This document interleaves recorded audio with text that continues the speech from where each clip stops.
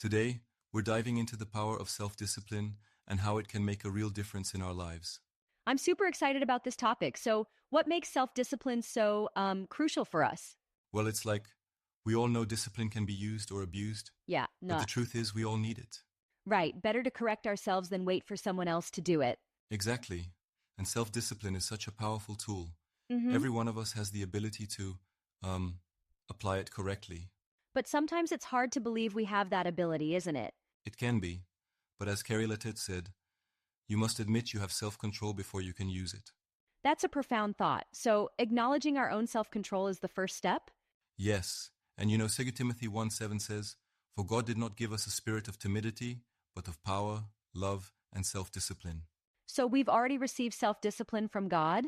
Exactly. It's like we've been given this gift, we just need to unwrap it.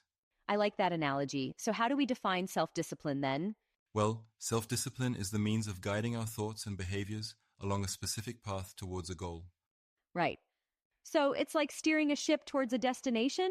Yes, except sometimes the winds and waves try to push us off course, and we have to keep steering.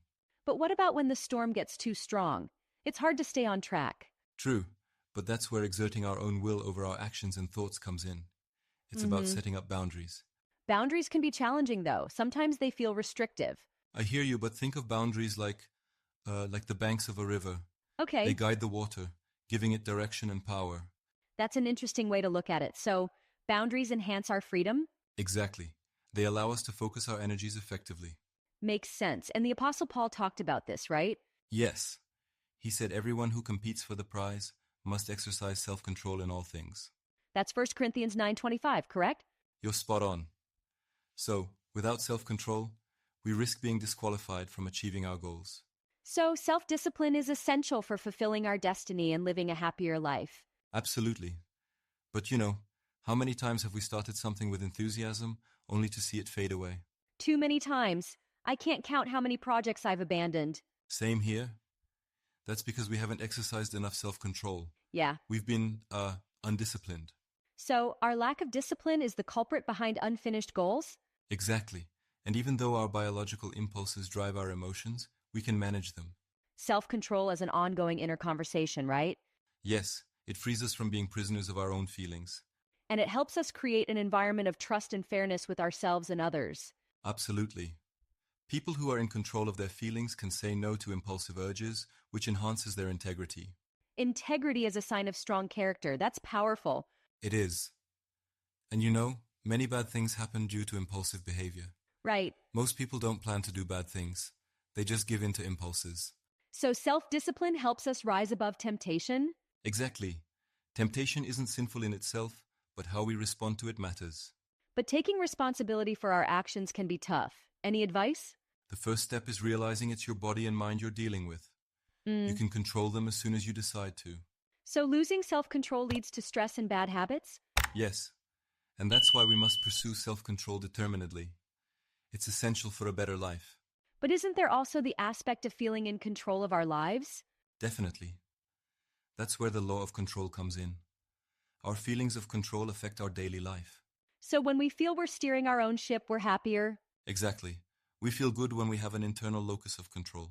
And when we feel controlled by others or circumstances, we become stressed and negative? Yes, that's having an external locus of control. But we can shift to an internal focus How do we do that? by taking responsibility and becoming God inside-minded. Recognizing that greater is He that is in us than he that is in the world. That's encouraging. But sometimes circumstances are really overwhelming. I understand. But even then, we can control how we respond. Yeah. That's our power. So by changing our reactions, we regain control? Exactly. And with God's help, we can overcome any challenge. But what practical steps can we take to start this process? First, examine your life and identify areas causing you stress or frustration. Right. Then, make a decision to act. Like that tough work project I've been avoiding? Exactly. Then make a decision to do something about it. Easier said than done, but I see your point. It takes effort, but each step forward builds momentum. And setting goals can help control change? Yes. Goals give us direction and a sense of control over our future. Controlling our thought life is important too, right? Absolutely. As we think, so we are. Exactly.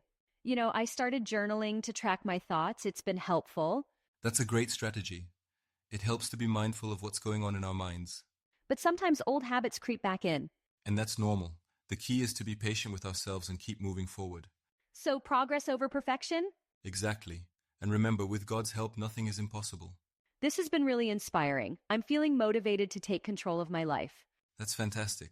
Let's keep encouraging each other on this journey. Definitely. And to our listeners, let's all take that first step towards self-discipline together. Yes, thanks for joining us on the Hey Gen podcast. Stay disciplined and see you next time. Bye, everyone. Remember, you're in control.